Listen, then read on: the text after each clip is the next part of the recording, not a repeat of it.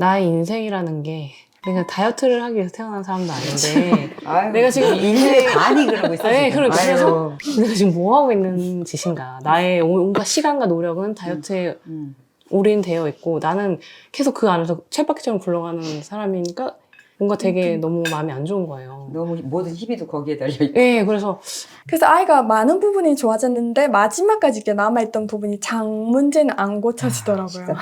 진짜 수분기 하나 없는 이렇게 바짝 삐쩍 마른 그런 토끼똥을 이 아이 진짜 장을 이제 고쳐줘야겠다. 근데 그 길을 모르겠는 거예요. 그러다가 이제 진짜 이제 그 식단에 대한 바른 길을 찾은 거죠. 이게 막 몸에 독소가 진짜 다 빠져나간 그런 느낌이 드는 거예요. 아이의 변 상태를 보는데 그때 유독 아이의 눈빛이 되게 진짜 초롱초롱하게 변하고 장에 계속 독소가 쌓였던 것 같아요. 근데 그게 장이 또 뇌로 맞아, 다 그렇지. 연결돼 있잖아요. 그러니까 애가 눈빛이 흐리멍텅하고 뇌가 약간 정말 그 장의 영향을 많이 받고 있다라는 느낌이 들거든요. 지금 와서 이렇게 생각을 해보니까.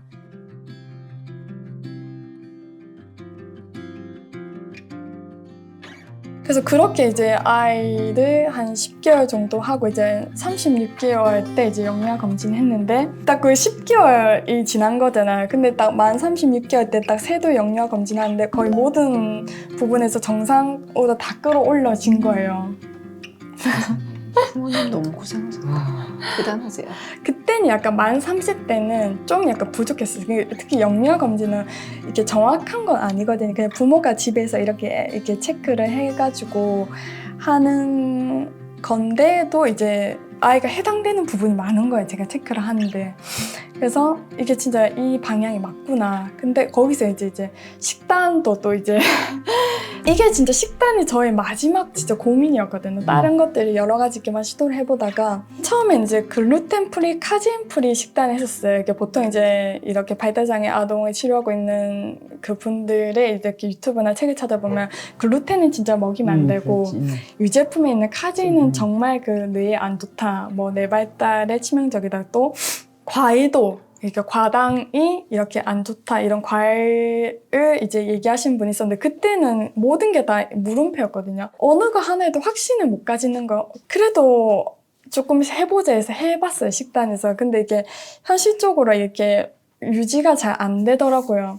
그랬지만 그래도 이제 아이가 매일 유제품을 먹고 있어. 그 당시 이제 아이 식단이 대부분 이제 뭐 치즈나 뭐 요거트 이런 거 좋아하고 단맛을 너무 좋아하고 또 거의 탄수화물 위주의 식단에 지방은 거의 안 먹고 있었고 또 제가 이제 그 지방과 기름에 대한 약간 편견이 있었을 때라서 저희 때는 또 현미유로 요리를 하는 게 되게 아이한테 좋다 해서 그렇게 현미유를 했는데 그 현미유도 이렇게 막 후라이팬 달굴 때만 살짝 뿌렸다가 막 얼른 막 키친타올로 닦는 거예요. 이거 기름 최대한 안 먹는 게 아이인데 좋다라는 그런 생각 때문에 아이가 항상 이렇게 뭐 말라 비틀어진 전 같은 거 거의 기름이 안 들어간 그 제대로 된 지방을 안 먹였던 것 같아요. 그 단백질은 그래도 이제 그 사람이 중요하다는 걸 알잖아요. 그래서 뭐 닭고기나 뭐 계란 뭐 소고기 이런 거 먹었지 진짜 그 지방 이제 에린이 말씀하신 뭐 소기름, 돼지기름, 좋은 기름. 또 뭐 코코넛 오일, 뭐 아보카도 이런 것들을 안 먹였던 것 같아요. 그리고 아이가 또 야채를 그 당시엔 별로 안 좋아했었고 그런데도 이제 한 가지 그래도 실천을 노력했던 거는 진짜 밀가루는 정말 안 먹여야 되겠구나. 그리고 유제품, 이제 우유, 요거트 이런 거는 당분간 치즈 이런 거는 당분간 다 끊어야겠다. 라는 생각을 가지고 있었고 그래서 아이가 많은 부분이 좋아졌는데 마지막까지 이렇게 남아있던 부분이 장 문제는 안 고쳐지더라고요. 이게 토끼똥이 정말 심각한 이렇게 진짜 까맣고 진짜 그 토끼 땡글땡글하고 진짜 수분기 하나 없는 이렇게 바짝 삐쩍 마른 그런 토끼똥을 또 매일 싸는 것도 가끔 뭐 3일 한 번 싸는데 양이 너무 작아요. 애가 그렇게 많이 먹는데 이게 다 어디로 간 거예요? 싶을 정도로 몸에서 배출이 안 됐던 거예요. 계속 그러니까 장에 계속 독소가 쌓였던 것 같아요. 근데 그게 장이 또 뇌로 맞아, 다 그렇지. 연결돼 있잖아요. 그러니까 애가 이렇게 눈빛이 흐리멍텅하고 이게 몸에 기운이 없고 이렇게 빠릿빠릿이 안 되는 거예요. 이게 약간 진짜 브레인 포그처럼 뭔가 뇌가 약간 정말 그 장의 영향을 많이 받고 있다라는 느낌이 들거든요. 지금 와서 이렇게 생각을 해보니까 그래서 이 아이 진짜 장을 이제 고쳐줘야겠다. 근데 그 길을 모르겠는 거예요. 그러다가 이제 오늘 이렇게 스무디도 가지고 왔는데 이제 그 닥터 라이블리 선생님을 알게 돼서 이제 십자가 채소들 뭐 청경채, 브로콜리, 양배추, 콜리플라워, 배추 이런 것들을 이제 쪄서 먹이면 거기 십자가 채소에 있는 그 설포라판이나 그 뭐 파이토케미컬 뭐 이런 좋은 성분들이 아이의 장의 디톡스를 해준다. 그런 거 알게 되고 아이한테 스무디를 먹이기 시작했는데 그거가 지금 거의 1년이 넘었거든요. 그래서 그렇게 스무디를 거의 매일매일 갈아서 먹이고 그러다가 이제 둘째를 이제 임신하면서 이제 최규님을 알게 되면서 진짜 이제 그 식단에 대한 바른 길을 찾은 거죠. 이게 막 되고 그래서 저는 그냥 나는 출산하고 살이나 빼야 되고 최규님 영상을 보다가 제가 그 3년 동안 찾아 헤맸던 그 모든 지식의 어떤 퍼즐들이 책임님한테서 다 이렇게 다 맞춰지는. 그러니까 정주행할 수밖에 없었던 이유네요, 진짜. 다 그냥 내가 다 고민했던 거고 다 헤맸던 지식들을 다 이렇게 한 번에 정리를 해서 다 이렇게 와 주시는 걸 또.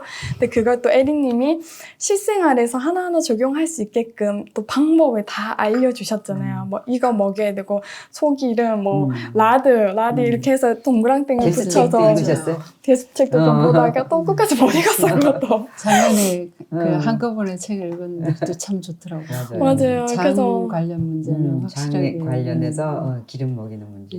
맞아요. 그리고 이제 또 책임님이 유산균도 추천해 주셨어요. 저는 그것도 되게 역할이 컸다고 생각해요. 그러니까 자기한테 맞는 유산균을 찾는 거. 근데 그거 못 찾았거든요. 저는 진짜 한 온갖 유산균 다 먹여봤던 것 같아요. 진짜. 근데 다 효과 없는 거예요. 어떤 유산균을 먹어도 반응이 없어요, 애한테. 진짜. 근데 그 덴마크 유산균을 먹었을 때 이제 그 딱 느낌이 오는 거예요. 그 마지막 그 마스터피스 같은 그런 느낌이었어요, 진짜. 그걸 이렇게 어떻게 먹었어요? 이게 키즈용 있잖아, 가루로 돼 있는 거. 네. 그걸 이제 매일 한 키즈용 포씩 있죠. 이렇게 먹였어요. 그러면 반응이 이렇게 얼마쯤 뭔가 변화가 보였던 것 같아요? 그래도 한 달 정도 지나니까 이게 진짜 그 변양이 되게 많아지고 굵어지고 색깔이 진짜 황금빛으로 변하고 진짜 그 황금 바나나똥인데 또 제일 좋은 게 그 모닝응가 10초 컷이라고 하잖아요. 진짜 그 앉으면 바로 그 10초 컷에서 끝나는 게 장이 굉장히 진짜 좋아졌구나. 그 장이 제일 좋은 상태라고 하잖아요. 그 모닝응가의 황금색 기다란 모양의 10초 컷 딱 그 상태까지 간 거예요, 진짜. 근데 제가 분명히 그 진짜 말라 삐뚤어진 그 토끼똥을 알잖아요. 근데 이제 아이가 진짜 남편이랑 저랑도 변기를 보다가 진짜 깜짝 놀라. 어떻게 이게 이 아이의 몸에서 나왔다 싶을 정도로 그 진짜 그 디톡스가 된 거예요. 모든 어떤 몸의 독소가 진짜 다 빠져나간 그런 느낌이 드는 거예요. 아이의 변 상태를 보는데. 근데 그때 유독 아이의 눈빛이 되게 진짜 초롱초롱하게 변하고 엄청 그냥 생기가 그 아까 말씀해 주셨던 아이가 원래 가진 그 생명력을 끌어올린다는 게 저는 무슨 말인지 너무 알겠는 거예요. 그 지금 아이가 가지고 있던 그 생명력이 정말 그 끌어올려진 상태라는 게 느껴지는 거예요. 진짜. 지금 이제 일반 유치원에 다니면서 너무 이제 그러다가 이제 만 4세 영유아 검진을 또 했는데 그때는 이제 거의 모든 부분에서 다 정상이고 이렇게 말하지 않으면 아무도 이 아이가 자폐 스펙트럼일지도 모른다라는 소견을 받은 적이 있었다는 걸 아무도 거의 모를 정도고 그래서 유치원에 이제 입학을 했을 때도 이렇게 주변에서 그런 얘기 많이 하는 거예요. 이게 아이에 대한 편견을 가질 수 있으니 그런 어떤 발달 지연이 있었던 얘기를 안 해야 하는 게 좋겠다고 그게 그 아이한테 또 이제 좋을 것 같아서 저는 너무 걱정을 했지만 그래도 보냈는데 좀 아무도 모르는 거예요, 진짜. 그 정도로 그냥 아이가 너무 무난하게 단체 생활 잘하고 친구들과 또 잘 지내고 요즘에 이제 단짝 친구도 생기고 진짜 그렇게 변하고 지금도 이제 너무 건강하게 많이 바뀌고 말도 이제는 너무 수다스러울 정도로 이제 진짜 시끄럽다고 생각할 정도로 말도 너무 많이 하고 식단은 어떻게 먹여요? 요즘에는 이제 그래도 이제 지방을 진짜 잘 챙겨 먹으려고 노력하는 것 같아요. 여전히 이제 밀가루를 가정에서는 안 먹는데 이제 밖에 나가서 먹는 건 어쩔 수 없더라고요. 음. 그 부분은 좀 내려놓고 유제품도 여전히 조심하는데 이제 유치원은 항상 아침마다 생우유가 나와요. 이거는 진짜 못 먹이겠는 거예요. 그래서 이거는 이제 그 선생님한테 말씀드렸어요. 아이가 그냥 우유에 지연성 알러지 반응이 있어서 뭐 음식에 조금 들어가는 건 괜찮은데 생우유는 그냥 우리 아이는 빼고 주셔야 된다고. 그러니까 그걸 이제 빼고 그냥 계속 먹이고 있거든요. 그리고 이제 실제로 아이가 그 당시쯤에 지연성 알러지 검사를 했는데 거의 모든 거에서 다 빨간불이었어요. 진짜 쌀부터 계란, 우유 거의 먹을 수 있는 게 없을 정도로 그 지연성 알러지 반응이 되게 높게 나오더라고요. 최근에 다시 해본 적은 없는데 확실히 아이가 어떤 몸의 염증 반응을 불러일으키는 어떤 인자가 되게 강하구나 그때 느꼈던 거죠. 그래서 여전히 이제 유제품은 조심하고 있고 그리고 이제 과일을 이제 안 먹이기 시작했어요. 그냥 과일은 그냥 가끔 이제 또 유치원에서 매일 과일도 나와요, 계속. 그래서 이미 밖에서 먹는 걸로 충분하니까 가정에서는 이제 예전에는 항상 이렇게 과일을 주기적으로 사뒀잖아요. 근데 이제 아예 집에서 과일을 없애고 이제 과일 안 먹이고 액상과당 같은 거, 뭐 아이들 과자 같은 거는 진짜 절대 안 먹이고 있고 그것들이 이제 다 장 건강을 이렇게 악화시키는 것들이잖아요. 그래서 이제 또 이제 저 스무디를 십자가 채소 스무디를 아침마다 먹고 있어요. 그러니까 아침 이제 잘 먹겠다. 이제 먹는 거려니 하고. 저게 그 아이 아침이에요. 저거랑 이제 영양제랑 비타민을 이제 먹고 이제 아이가 등원하거든요. 그래서 영양제도 솔직히 저는 아직도 어떤 영양제를 얼만큼 먹여야 되는지에 대한 거는 모르겠어요. 정답도 없고 이게 맞는지도 모르겠고 그냥 이렇게 자폐 아동을 치료하고 계시는 부모님들이 이렇게 좋다고 추천해 주신 것 중에 하나가 이제 뭐 마그네슘, 그다음에 아연, 그다음에 코트리버 오일, 그다음에 비타민 D, 그다음에 그 먹고 있는 유산균, 그다음에 뭐 종합 비타민, 비타민 C 이 정도는 그냥 기본으로 계속 먹이고 있거든요. 근데 뭘 더 해야 될지, 뭘 빼야 될지, 영양제로. 네, 뭘 더 해야 될지, 뭘 빼야 될지는 아직도 너무 코드리버 먹이는 건 잘하는 것 같다. 근데 대구를 진짜 한번 영상 보고 대구탕 해주면 좋겠다. 거기서 그 대구 그렇게 해서 지난주였나요? 지난주인가? 대구였어요. 네. 말한 거 다 나오네요. 대구 진짜 그 코드리버를 진짜 요리해서 먹으면 너무 좋죠. 대구 간을 처음 봤어요. 진짜요? 근데 많이 드시는 메뉴는 뭐예요, 근데? 집에서요? 아기가 잘 먹거나. 아이가 요즘에 진짜 소금에 진짜 빠졌어요. 그러니까 아기가 계속 그 소금 얘기하시잖아요. 그러니까 소금을 간식처럼 되게 이게 뭐 집어 되게 먹어. 필요한 애들이 필요하면 집에 소금, 집어 먹어요. 그러니까 우리가 옛말에 아프면 엄마 나 소금차 주세요. 진짜요? 네. 네. 그러니까 아프면- 소금차를 먹으면 애가 그러니 눈이 또렷해져요. 제가 최근 그래요. 이거 300짜리 텀블러를 제가 계속 가지고 다니거든요. 약간 눈이 뻑뻑하고 약간 침침하고 계속 그래요. 뭘 시큼한 걸 먹어도 좀 그렇고 오일을 또 발라도 확 안 가시고 소금이지 그때. 그런데 소금을 이렇게 하루에 한 2텀블러 정도? 2~3텀블러 정도 먹으면 눈이 아무렇지 않아요. 머리 닦고. 네. 나 머리숱 막 나는 거 봐. 네. 진짜 저도 머리숱이 그래요. 그 1화, 2화 때 찍을 때 하고 완전 딴판이에요. 그 뒤가 한 짐이야 지금. 더 많아졌어요. 더 많아졌지. 풍성해졌어요. 근데 그 소금이거든. 이게 다 내 머리야 지금. 이게 뭐 집어넣은 게 아니라 그 소금이 왜 우리가 어릴 때 사람들 보면은 막 이렇게 엄마 뒤에 숨고 이렇게 막 어디 못 나서고 막 소리도 자꾸 그러면 쟤는 참 숫기가 없어. 그 목화토금수에서 수거든. 수기. 신장 관광이거든요. 근데 신장 관광에 관한 맛이 소금이에요. 짠맛. 딱 자신감이 딱 생기고 눈이 또릿해지고 막 덤빌 수 있지. 그렇게 돼서 이렇게 끝까지 버티죠. 끝까지 버틸 수 있는 힘이 생기는데 그게 부족할 경우에 자기가 먹던 맛 중에 짠맛을 찾아요. 그게 라면이고 이제 햄이고 그다음에 김, 조미김. 맞아. 계속 짭짤한 먹고. 감자칩. 감자칩 이런 거가 치킨. 그런 걸 치킨 그런 걸 찾는 이유가 그러니까 나 같은 경우도 가끔씩 라면 먹고 싶을 때가 있었거든요. 이거 하면서도 라면 뭐 이렇게 먹고 싶지. 그러고 나서는 소금 먹고부터 소금차 아침에 눈 딱 뜨면 그 음양탕으로 소금차 따뜻하게 먹고 나면 좋아요. 좋고 그다음에 그게 쫙 흡수된다는 느낌이 있어요. 왜 물을 먹는데 막 갈증 나는 거 있잖아요. 흡수 못 잡아지라는 느낌.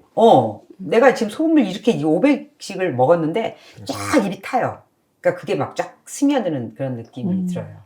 그러니까 저는 그런 생각은 있어요. 영양제를 뭐를 이것저것 챙겨서 먹어야 되나. 젊은 엄마들은 특히나 그런 그 생각들이 많이 있으신 것 같아요. 근데 에리 선생님이 요리해 주시는 이런 것들이 있잖아요. 이런 기본적인 이런 것들이 다 좋은 영향으로. 그러니까 너무 이제 지식적으로 따지면 그게 힘든 것 맞아요. 같아요. 근데 그리고 이제 아이한테도 위기를- 스트레스고 그다음에 뭔가를 막 여러 가지를 챙겨서 먹여주는 그거 있잖아요. 그것도 사실은 아이한테 조금은 스트레스일 수 있거든요. 맞아. 그러니까 이게 어느 순간에는 이게 몸에 작용을 하다가 어느 순간부터는 그게 저기가 없다 별로 그러더라고요. 없어요. 효과가. 그러니까 효과가. 초반에 이제 그걸 위기를 넘을 때 진짜 마그네슘 정말 필요하고 맞아요. 칼륨 필요하고 진짜 맞아요. 그런 것 같거든요.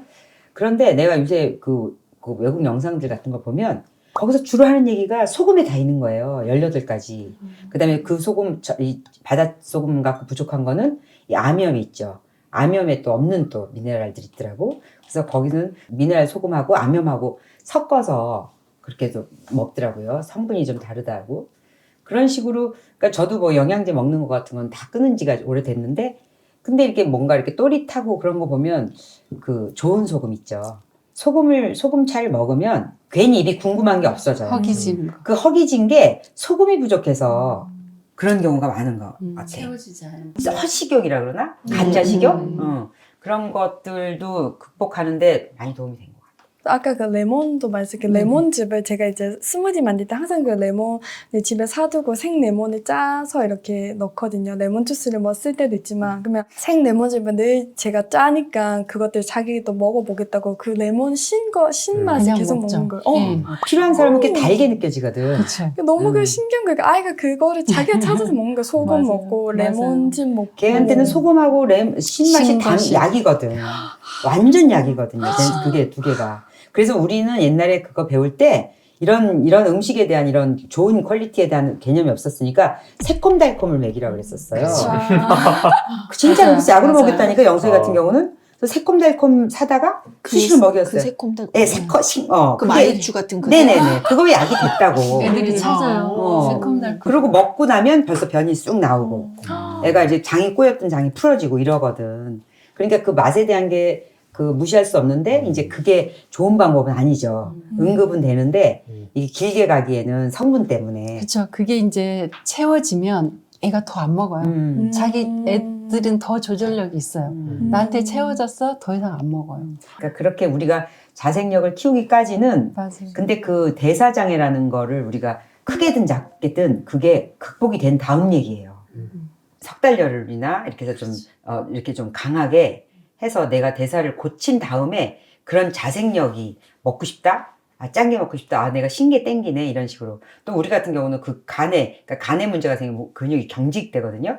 그래갖고 마비 같은 거 이렇게 막 그 담 같은 거 오면은 저거를 먹거든. 뭘 먹어야 돼요? 신 거.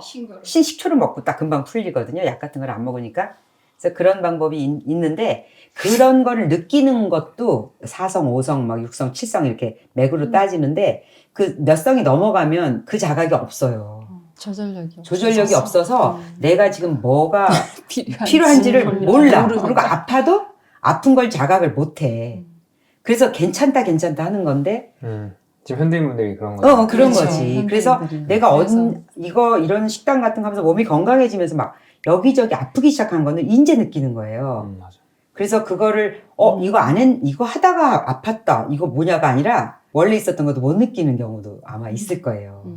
그래서 그렇게들 치료하는데 아기 같은 경우는 굉장히 자생력이 빨라서 맞아요. 금방금방 진짜 진짜.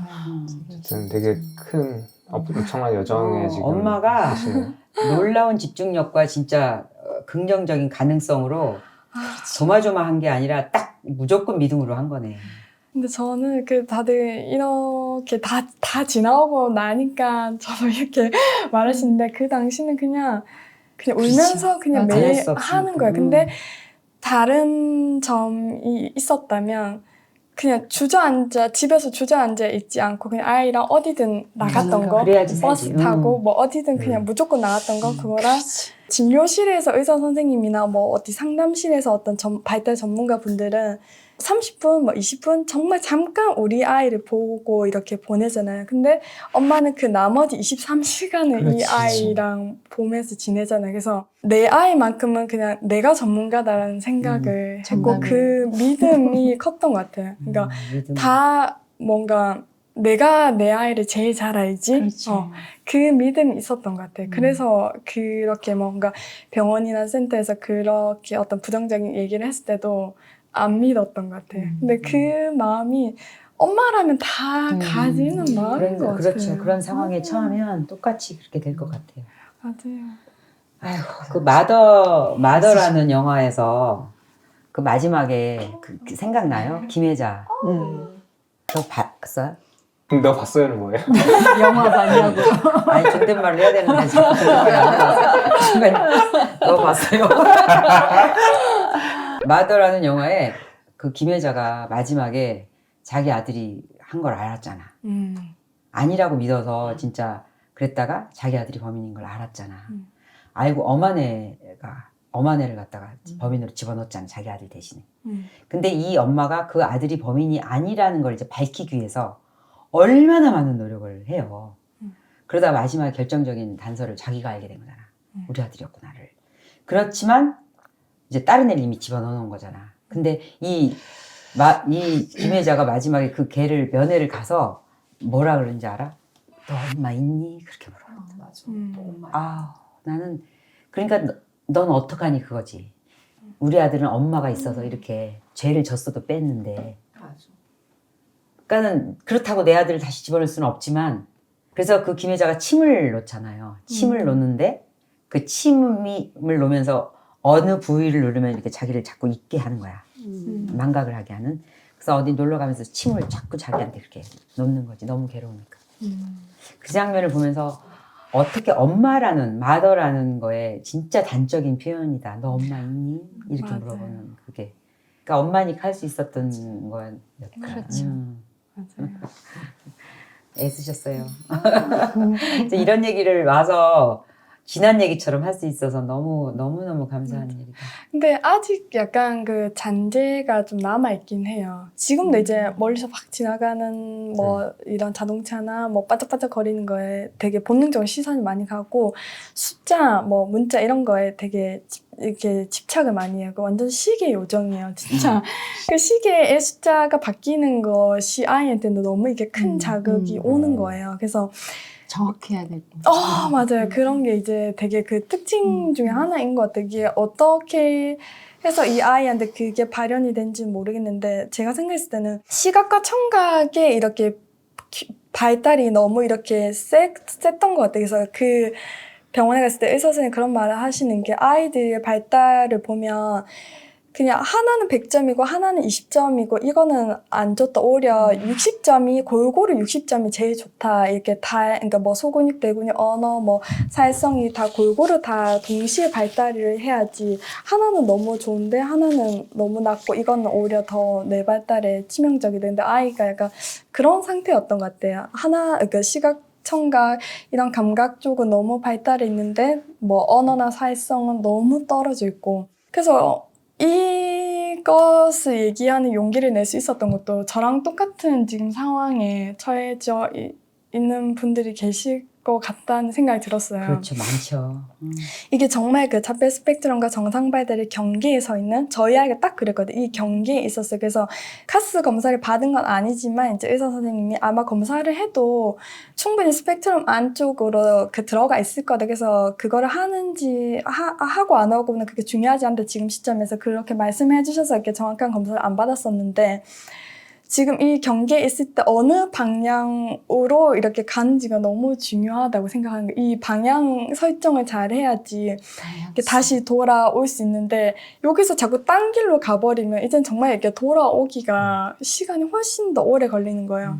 그래서 다들 이제 만 48개월 이전이 그 제일 한국이라 그러죠. 맞아요. 그때 이렇게 치료를 시작한 거랑 만 4세가 지나서 치료를 시작한 거는 예후가 너무 다르다. 특히나 이제 만 7세 넘어가면 초등학교 들어가면 이제 더 이제 예후가 너무 안 좋다라는 얘기가 많아서, 저는 그래도 만 24개월 두 돌 지났을 때 그 사인을 알고 이렇게 다시 돌리는데 한 2년의 시간이 걸렸던 것 같아요. 근데 이때 방향 설정이 너무 중요했던 것 같고, 근데 요즘 많은 부모님들이 안타까운 게 이 진단검사를 한다고 이제 뭐 1년씩 거의 뭐 대기하잖아요. 유명한 병원에서 유명한 어떤 의사 세월이 선생님한테 너무 길어요. 받겠다고 기다리다가 2년, 3년 뭐 대기를 계속 걸어놓고 기다리고 있잖아요. 근데 이게 너무 시간이 아까운 거예요. 왜냐면 아이한테 하루는 한 달과 같은데. 그렇지. 그 다음에 스탠바이를 하면은. 맞아요.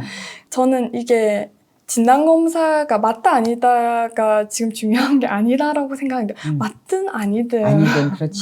맞든 아니든 그게 지금 중요한 것보다도 오늘 당장 아이랑 뭘 하면서 보낼지, 그렇지. 음. 하루씩. 맞아. 그게 너무 핵심인 것 같은데 다들 그 진단검사를 기다리느라고 너무 시간 낭비를 많이 하는 게 안타까운 거예요. 오늘 저기 정말 복음처럼 듣게 된 분들이 많을 것 같다.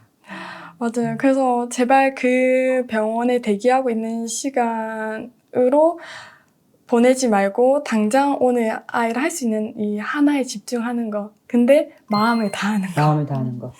마음을 다할 때 마음이 다하는 게 그게 명상이고 기도고, 그 다음에 내가 그 근심에서 벗어날 수 있는 유일한 방법이고, 그 다음에 그 하루를 망치지 않는 방법이지. 또 한 가지 꼭 진짜 말씀드리고 싶었던 게, 제가 한참 이렇게 어떻게 아이한테 이제 치료를 해나가야 될까라고 이렇게 막 길을 헤매고 있을 때, 그 오히려 자폐 아동의 부모님들의 어떤 브이로그 같은 거 유튜브를 좀 많이 찾아봤었어요.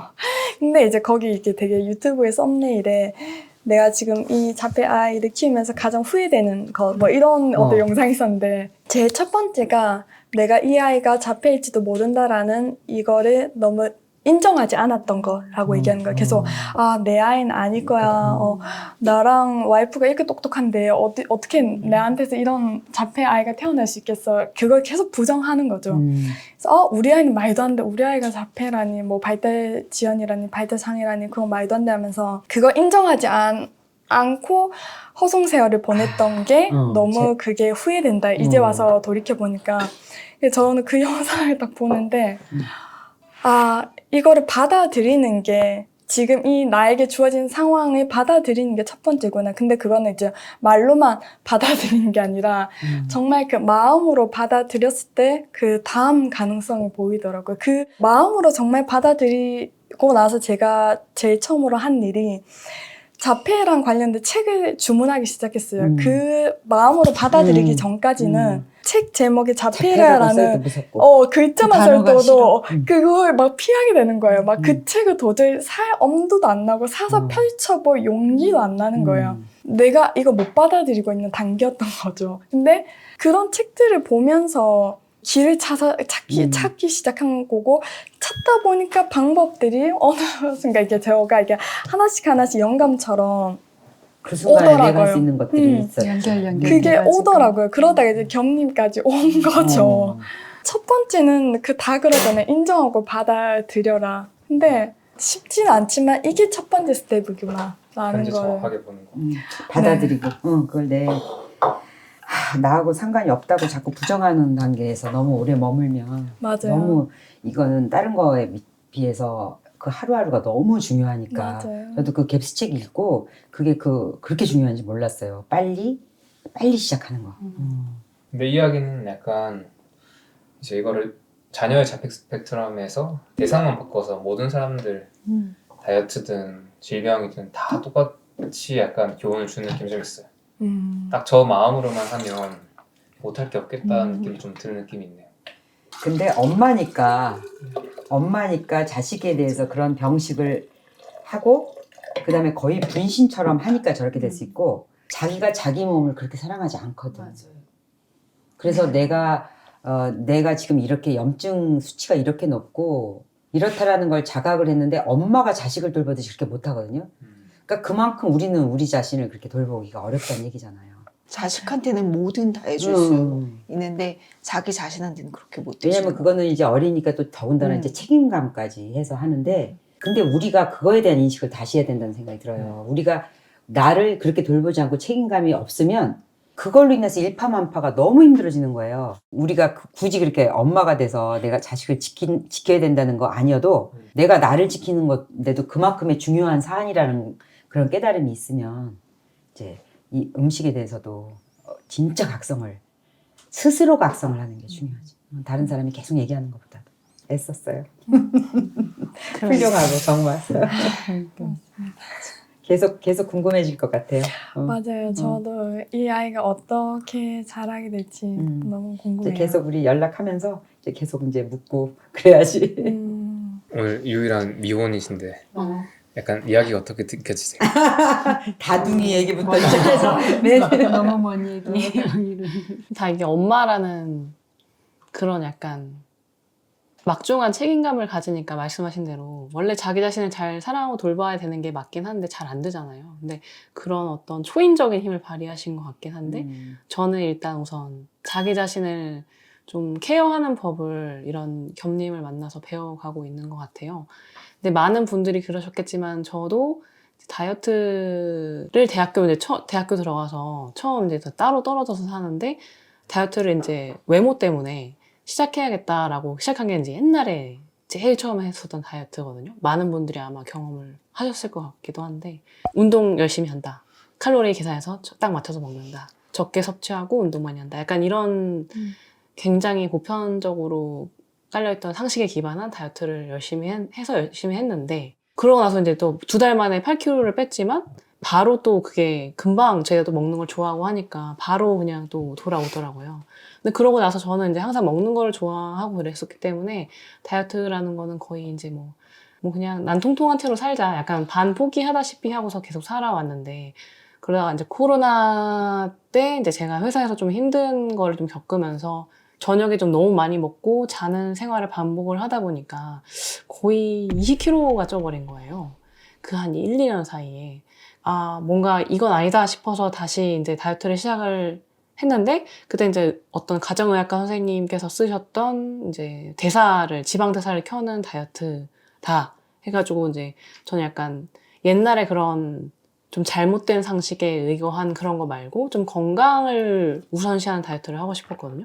그래서 그런 책을 찾아보면서 다이어트를 이제 시작을 했는데, 이제 물론 그 전에 이제 제가 뭐 계속 잘 먹고 통통했으니까 이런저런 다이어트 시도를 많이 해봤을 거 아니에요. 뭐 이제 해독 주스를 통한 다이어트 뭐 이런 거 해가지고 막 그런 걸 해봤으니까 이제는 좀 건강하게 다이어트 하고 싶다 해서 그런 좀 의학 정보를 찾아보면서 다이어트를 시작을 해가지고 1년 사이에 이제 거의 다 원래대로 돌아오는 거를 됐는데, 그러고 나서 이제 회사를 통해서 정기적인 건강검진을 해보다 보니까, 제가 좀 이렇게 체중이 불었을 때도 정상이었던 그런 혈액 검사 수치들이 뭐 간 수치라든지 콜레스테롤 수치라든지 뭐 그런 것들이 간 수치도 높고, 이제 총 콜레스테롤 수치도 높고, 약간 이런 것들이 제 눈에 보이기 시작한 거예요. 그래서 점점 이제 건강 쪽으로 관심을 가지게 되면서, 그럼 이거는 왜 그러지? 이러면서 이걸 정보를 엄청 많이 찾아보게 되기 시작했어요. 책이고 유튜브고 시작해서.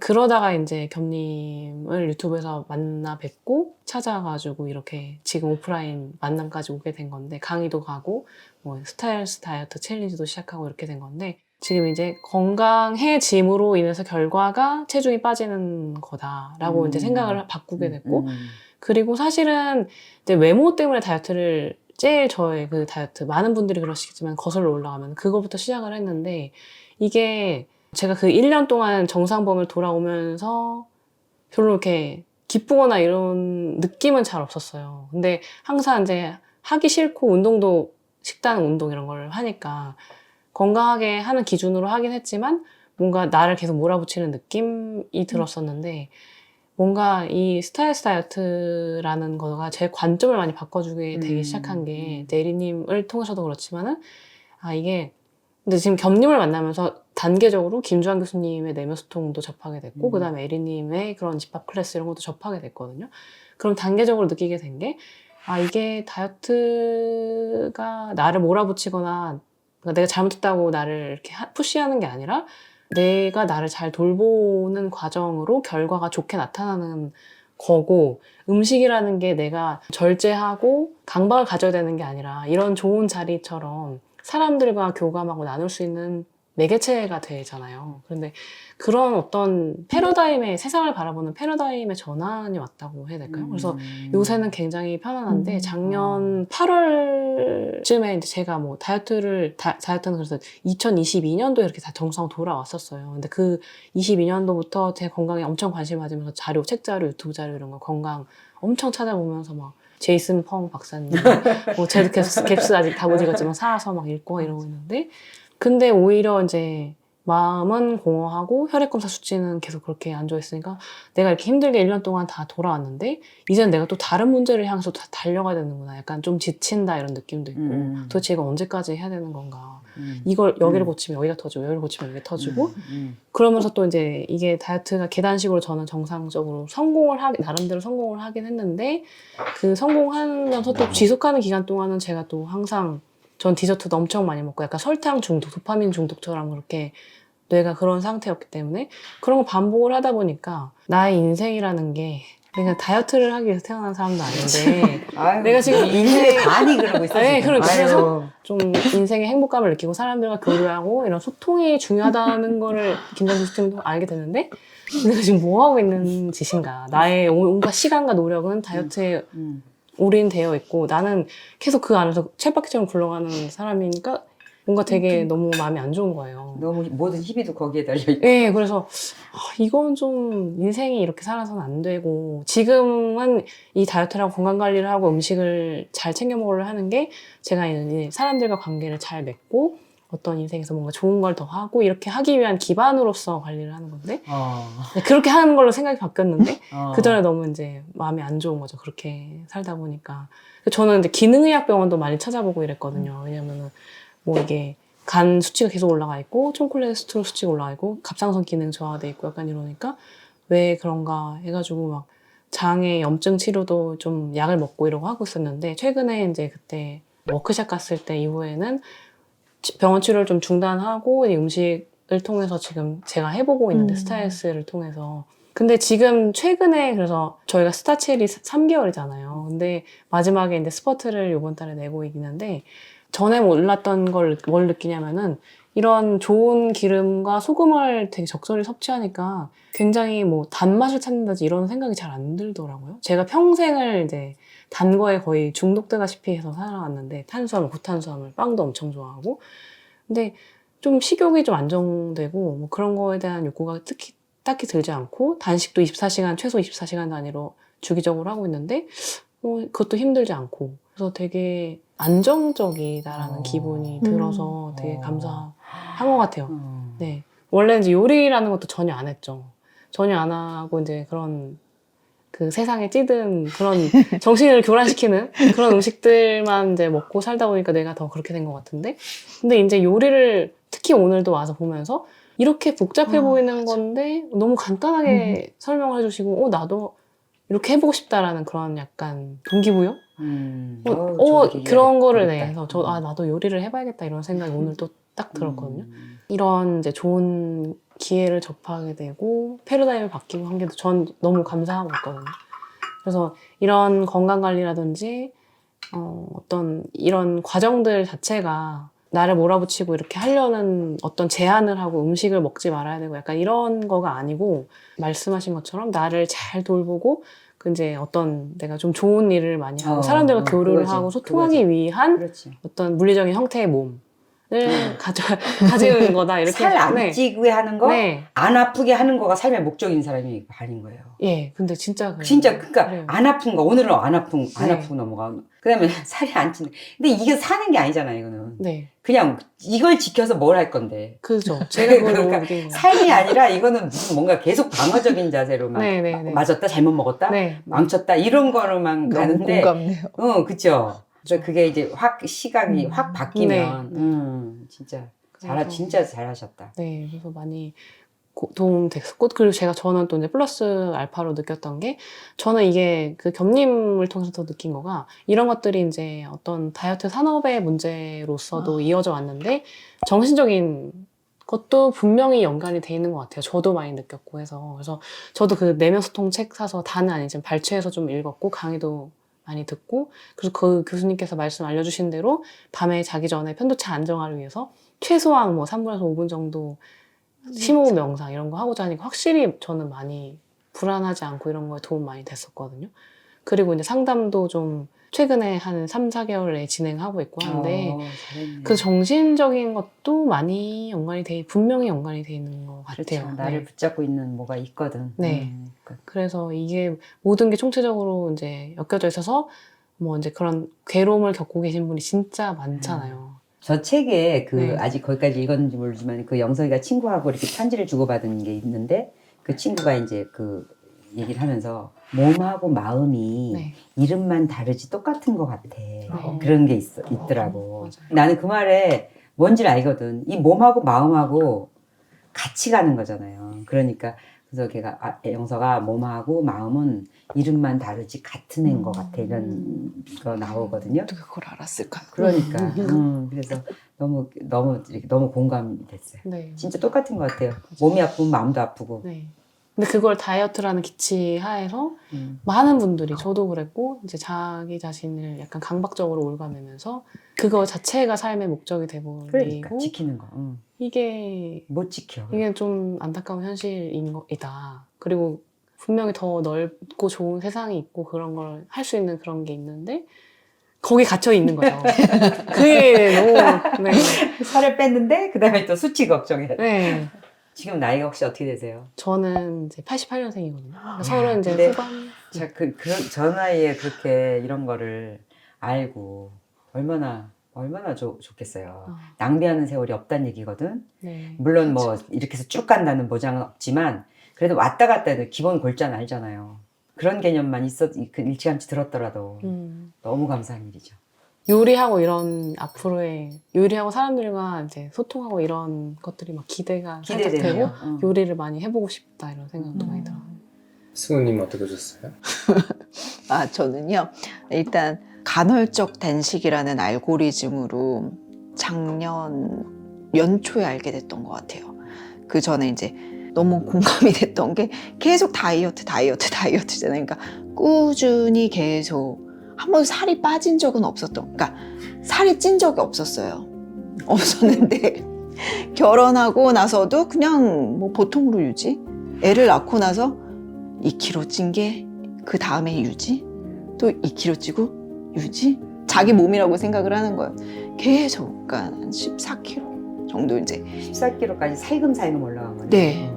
그래가지고 이제 계속 이제 뭐 매년 다이어리의 연초 계획이 10kg 살 빼기, 10kg 살 빼기. 한 번도 지킨 적도 없고 그렇다고 해서 노력을 해본 적도 없는 것 같아요. 그냥 빼고 싶은 거예요. 빼고 싶은 건데 이제 간헐적 단식이라는 그 알고리즘으로 해서 떴고 근데 제가 작년에